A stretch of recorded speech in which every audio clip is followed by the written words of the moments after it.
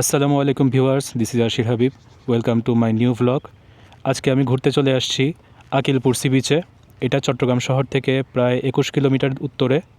C বিচে ঘুরতে আসছি, এটা ভিডিওর মেইন টপিক না। আমার এই বাইক সিএফ মোটো 300NK প্রত্যেক গিয়ার না, first, second, third and fourth গিয়ারে টপ স্পিড কত উঠে সেটা আজকে চেক করে দেখব। সেটা চেক করার জন্য আমাকে যেতে হবে চট্টগ্রামের আউটার সিটি রিং রোডে, যেটা পতেঙ্গা সি বিচ থেকে শুরু হয়ে প্রায় 18 কিলোমিটার পর্যন্ত লম্বা। এই জন্য আমাকে এখন আকিলপুর সি বিচ থেকে যেতে হবে পতেঙ্গা গিয়ে এরপর ওখান থেকে আমি আমার টেস্ট শুরু করবো ইনশাল্লাহ। তবে এই ব্যাপারে কিছু কথা না বললেই নয়। কিছু মানুষের ধারণা সিএফ মোটো 300NK টপ স্পিড এটা 150 সিসির নেকেড স্পোর্টস বা স্পোর্টস বাইকের মতোই, কিন্তু না, তাদের ধারণা সঠিক নয়। আমার এই বাইকে আমি এর আগের ভিডিওতে যত টপ তুলছিলাম সেটা কিন্তু সঠিক টপ স্পিড না। আমার এই বাইকটা মাত্র 1500 কিলোমিটার রান করা, যার কারণে এই বাইক থেকে টপ স্পিড আশা করাও যায় না। আগের ভিডিওতে যেটা আমি ট্রাই করছিলাম সেটা জাস্ট একটা পরীক্ষামূলক বলতে পারেন। চাইনিজ হায়ার সিসির যে বাইকগুলো আছে সেগুলোতে একটু আপার ফুয়েল গ্রেড লাগে। বাংলাদেশের ফুয়েল গ্রেড সাধারণত রন 90 বা 91 এরকম, কিন্তু সিএফ মোটো 300NKতে রন 95 গ্রেডের ফুয়েল লাগে।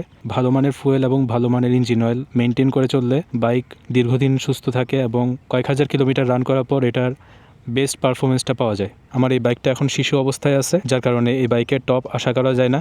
আমার এই বাইকটা টোটালি স্টক, এটার আরপিএম আনলক করা নাই। 6 গিয়ারে এটার আরপিএম লিমিটার হিট করে সম্ভবত 8700 থেকে 8800 আরপিএমে। তো এই বিষয়ে আর কথা বাড়িয়ে লাভ নেই। ভিডিওর যে টপিক সেই টপিকে যাওয়া যাক। সেই টপিকে যেতে হলে আমাকে এখন যেতে হবে Patenga. Till then, good by.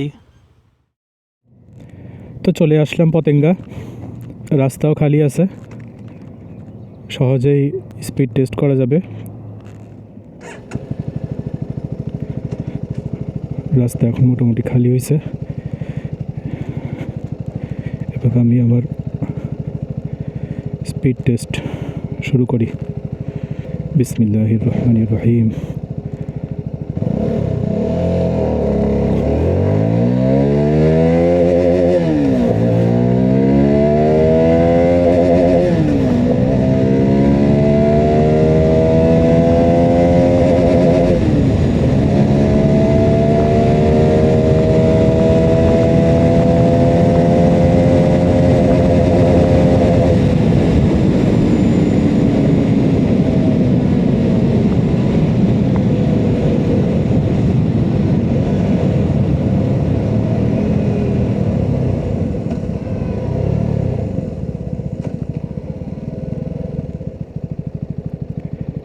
চার গিয়ারে 130 উঠছে।